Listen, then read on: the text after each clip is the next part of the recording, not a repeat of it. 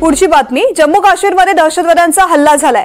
पहलगाम इथे पर्यटकांवरती दहशतवादी हल्ला झालेला आहे। हल्ल्यामध्ये 6 पर्यटक जखमी झाल्याची माहिती आहे। मिळालेल्या प्राथमिक माहितीनुसार हल्लेखोरांनी पर्यटकांवरती गोळीबार केलाय।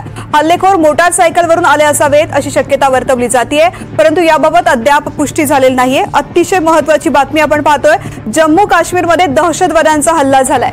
माझे सहकारी रामराजे या संदर्भातली माहिती देतात। रामराजे, बिलकुल असं पहिल्यांदाच म्हणजे की मोठ्या प्रमाणावर घडतंय। अनेक वर्षापासून पर्यटकांना कधी लक्ष केलं जात नव्हतं, परंतु अनेक वर्षानंतर पर्यटकांना लक्ष केलं जात असल्याचं दिसून आलेलं आहे। पहलगाम मध्ये पर्यटकावर गोळीबार झाल्याची माहिती मिळते आणि 6 पर्यटक जखमी झाल्याची सुद्धा माहिती मिळते। पहलगाम मधल्या अनंतनाग जिल्ह्यामध्येच पहलगाम आहे आणि साधारणतः श्रीनगरहून पहलगामला जाण्यासाठी 2.5 ते 3 तास लागतात आणि त्या दरम्यान ऍपल व्हॅली सुद्धा आहे।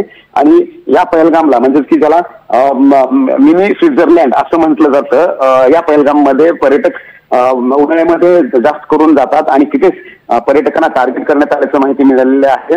आणि ज्यांनी गोळीबार केलेला आहे मोटरसायकलवरून हे हल्लेखोर आले असावेत अशी माहिती मिळते, परंतु अद्याप त्यांना ताब्यात घेण्यात आलेलं नाहीये। प्रत्येक ठिकाणी आता नाकेबंदी करण्यात आलेली आहे।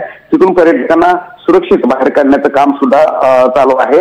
परंतु हा हल्ल्याचा पाठीमागचा उद्देश कोणता होता, त्याचबरोबर कोणत्या दहशतवादी संघटनांनी अद्याप ही जबाबदारी घेतलेली नाहीये।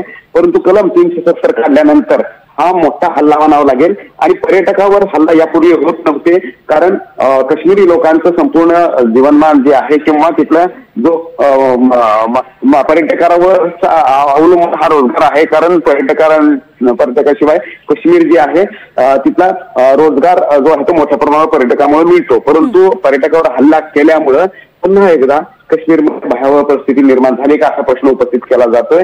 आणि त्यामुळे काश्मीरमध्ये, श्रीनगरमध्ये आणि इतर ठिकाणी सुद्धा मोठा पोलीस बंदोबस्त आहे तो वाढवण्यात आलेला आहे। निश्चित रामराजे, धन्यवाद संपूर्ण माहिती करता।